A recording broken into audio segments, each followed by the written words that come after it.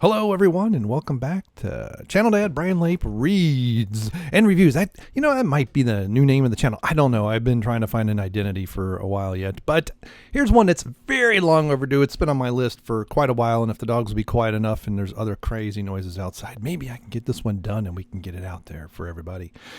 Ancient mud reveals an explanation for sudden collapse of the Mayan Empire. The empire took thousands of years to build and just 100 years. I have heard all kinds of things about the Mayan and the decline. I've heard over farming. I've heard too much digging with salt.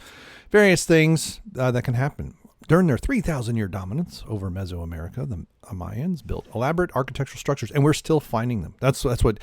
If you go check out Chuck has done some recent videos where and I'll put a link to his channel in my description. It's amazing some of the stuff he's finding on Google Earth. It's just everywhere. But immediately after reaching the peak of their power over the entire Yucatan Peninsula, the empire collapsed, falling apart in just 150 years. The reason for its sudden demise remained a mystery, but in 2018, in a 2018 science study, scientists found clues buried deep in the mud of Lake Chichancanab, I guess. I don't know. And the dogs are barking again. Deforestation, overpopulation, and extreme drought have all been proposed. And I've heard all these, I do believe. The most popular of these argue the University of Cambridge and University of Florida scientists in their study is drought. The evidence they gathered in the muddy sediments underlying the lake, which once part of the empire. A power of a drought on a population. The sediment cores that the scientists dug up from the depths of the lake are like a time machine. Get a glimpse. Okay, we know that. And study team specifically looked at precipitated gypsum, a soft mineral that incorporates oxygen and hydrogen isotopes of water molecules into its crystalline structure. Looking at this is like peering into the fossil water, and in this case, it showed that the area surrounding the lake had gone through extremely arid periods. During the periods of drought, large amounts of water vapor evaporated, and so a higher proportion of lighter isotopes in gypsum indicates a period of drought. Interesting idea. And interesting, this is a drought. This is climate change before evil white men around.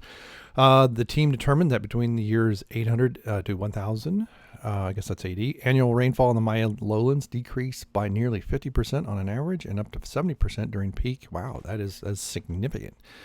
Most likely, oddly enough, I wouldn't be surprised it was brought on by a cooling trend, a change in the weather patterns. Change in the ocean currents have a lot to do with this too. This means that the rainfall in the region essentially stopped at about the same time the empire's estates were abandoned. Although drought continues to aggrieve societies, the United States drought causes annual losses nearly. There's been droughts. We've had. It'll be rain anyway. In 2019, a NASA study showed that the land ecosystems are taking progressively longer to recover from droughts in the 20th century, saying that incomplete drought recovery may become the new normal in some areas. The impact of climate. Oh God, I'd say a lot of it's because we mess around with rivers. And rivers really, it's nice to dam them up and have hydropower and all that, but that's not the way they function. And they'll flood one area, and you get a change in the river for various reasons, and then another flood 100 years later will come in and will move it. And that seems to replenish the land a lot better. But now that we've tried to control rivers, because we want to build a city there, and we don't really care for it to be flooded every 100 years and wiped out, that messes with the ecology, and I think it's highly localized. It's just exacerbated because we do it all over the place. However, modern-day droughts don't necessarily spell the collapse of our society. Who was not involved in the study?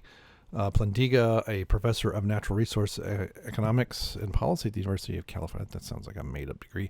You have many ways to mitigate water scarcity that might have been available past. This is why the Romans built a lot of aqueducts and things too.